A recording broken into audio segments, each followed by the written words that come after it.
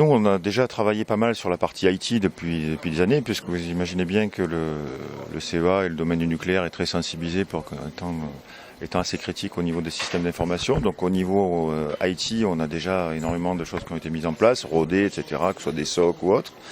Et les enjeux qui arrivent et sur lesquels on a déjà travaillé depuis 3-4 ans, notamment après Stuxnet, c'est la partie qui concerne les systèmes industriels. Donc qui est vraiment un gros enjeu pour nous, pour lequel on a mis en place notamment des plateformes de tests et de qualification dédiées à la cybersécurité des systèmes industriels et entamé des partenariats avec à la fois des industries du secteur mais également des startups, et c'est le cas de Centrio justement qui a obtenu le prix de l'innovation aux assises, avec qui on a une forte collaboration sur la définition d'un produit adapté à ces problématiques-là qui n'existaient pas actuellement sur le marché. Est-ce qu'on peut évaluer l'évolution de votre fonction ? Alors, il se trouve qu'avant, j'étais RSSI du centre de Cadarache, c'est que je suis passé donc à la DSI du centre.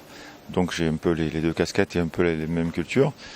Et clairement, les DSI maintenant intègrent en tant que maîtrise d'œuvre les solutions de sécurité. Et on va dire que le RSSI est plus traditionnellement maîtrise d'ouvrage dans ces problématiques-là.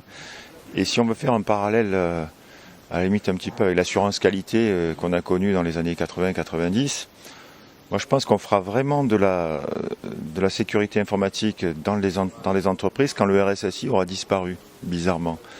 Un peu comme quand les ingénieurs qualité ou la direction de la qualité, au début il y avait les directions qualité, maintenant on en voit assez peu de direction qualité parce que ça y est, ça a percolé dans tous les métiers et nativement on introduit l'assurance qualité dans les contrats. Donc on a moins de besoin d'avoir un représentant et c'est un rêve ou c'est peut-être une prédiction, j'en sais rien, mais peut-être que dans 10-15 ans, il n'y aura plus de RSSI parce que tout le monde aura intégré à son niveau la problématique de sécurité des systèmes d'information. Donc si évolution il devrait y avoir, c'est peut-être pas un bon signe pour les RSSI, mais ça serait quand même, je trouve, pour les entreprises, un bon signe de maturité que de dire oui, on avait des RSSI, on n'en a plus parce que maintenant c'est intégré en natif dès le départ et c'est une vraie problématique qu'on a intégrée en termes organisationnels. Est-ce que vous pensez aujourd'hui que vous bénéficiez des moyens nécessaires pour appliquer votre politique de sécurité ? Alors je dirais à la fois oui et à la fois non. Je dirais oui par rapport à ce que l'on est en train de faire et non par rapport à ce qu'on pourrait faire pour arriver à adresser le maximum de sujets qu'on voit qui nous préoccupent. Globalement, pour traiter le quotidien et l'urgence, oui, mais on voit bien qu'il faut passer à l'échelle et ça demande des moyens très importants. Et pas d'ailleurs seulement des moyens financiers, clairement. On a plutôt des problématiques de moyens humains, de se doter. Et quand je dis de moyens humains, j'en discutais avec des collègues d'Airbus tout à l'heure. C'est pas forcément des profils ciblés individuels qui nous manquent, mais c'est des profils d'équipe.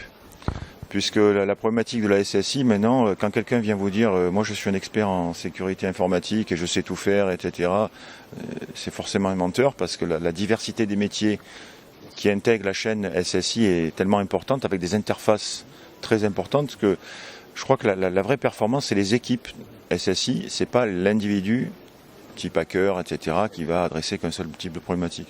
Donc côté entreprise, à mon avis, celles qui vont arriver à vraiment se protéger de manière durable, c'est celles qui vont arriver à constituer des équipes multidisciplinaires.